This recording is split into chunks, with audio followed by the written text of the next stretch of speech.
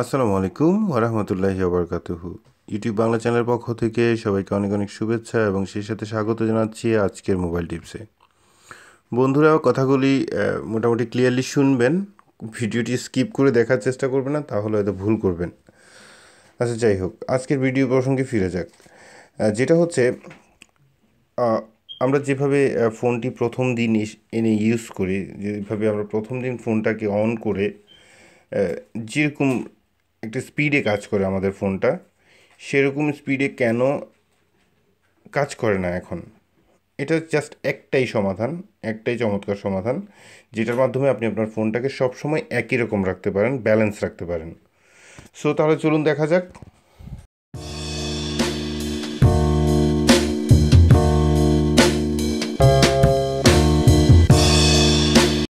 ওকে বন্ধুরা, সো কৌশলটি আমরা দেখানোর আগে প্রথমে দুই একটি কথা বলে নেওয়া যাক, তাহলে আপনার ব্যাপারটি বুঝতে সুবিধা হয়।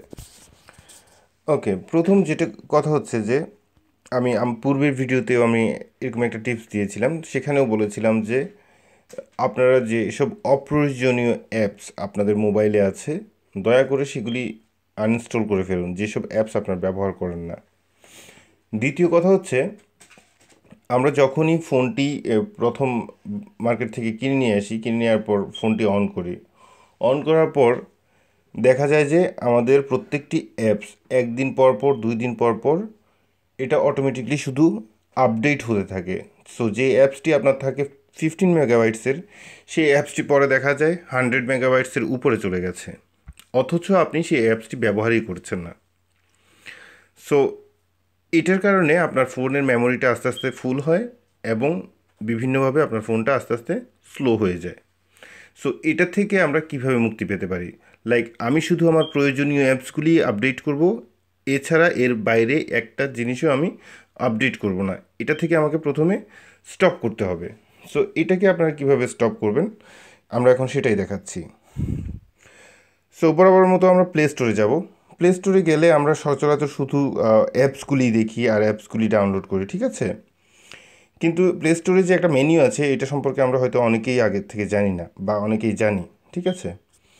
সো এখন আপনার অ্যাপসগুলির আপডেট কীভাবে বন্ধ করে দিবেন? সো প্রথম অবস্থায় আপনি ড্রপডাউন মেনু দেখতে পাচ্ছেন এখানে।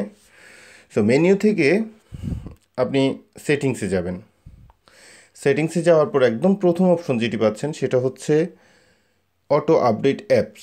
সো এটাকে আপনি যখন ট্যাপ করবেন তখন আপনার অপশনটি ডিফল্ট অবস্থায় থাকে auto update apps over wifi অথবা auto update apps at any time, data data charges may apply, ঠিক আছে?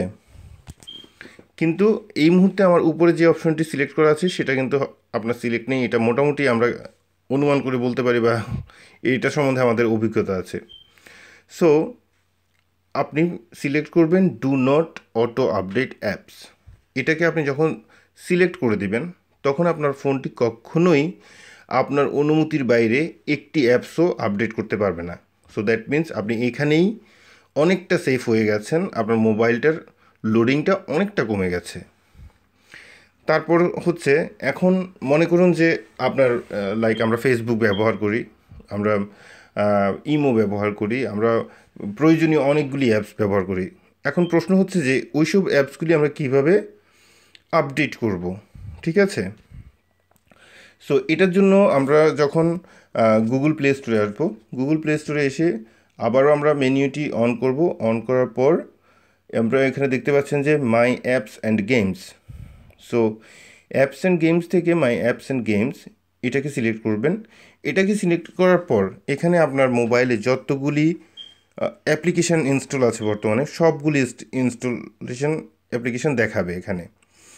সো যদি কোনো আপডেটের প্রয়োজন হয় এখানে অটোমেটিকলি দেখা যাবে যে আপডেট আছে এখানে, ঠিক আছে? লাইক আপডেট লেখাটা আছে। সো তখন আপনি ম্যানুয়ালি আপডেটে ক্লিক করবেন, আপনার যে অ্যাপসটি আপডেট করা দরকার সেই অ্যাপসটি আপনি ম্যানুয়ালি আপডেট ক্লিক করবেন। সো এটার মাধ্যমে আপনার শুধু স্পেসিফিক যে অ্যাপসটি আপডেট দরকার সেটাই আপডেট হয়ে যাবে, আপনি নিজে ম্যানুয়ালি সেটা করবেন, করে দ্যাটস ইট, আপনি একদম গো ব্যাক। সো এভাবে যদি আপনারা লাইক সবসময় আপনার মোবাইলটা ব্যবহার করেন, আই থিঙ্ক আপনাদের মোবাইল কখনোই স্লো হবে না, সবসময় আমার মতো একইভাবে কাজ করতে পারবেন, কোনো সমস্যা হবে না, কোনো ওভারলোডিং হবে না, কোনো স্পিড বুস্টার ইউজ করতে হবে না। ঠিক আছে? সো আজকের টিউটোরিয়াল এই পর্যন্তই থাক। ভালো থাকুন, সুস্থ থাকুন, এই শুভকামনায় আজকের মতো আবারও আল্লাহ হাফিজ।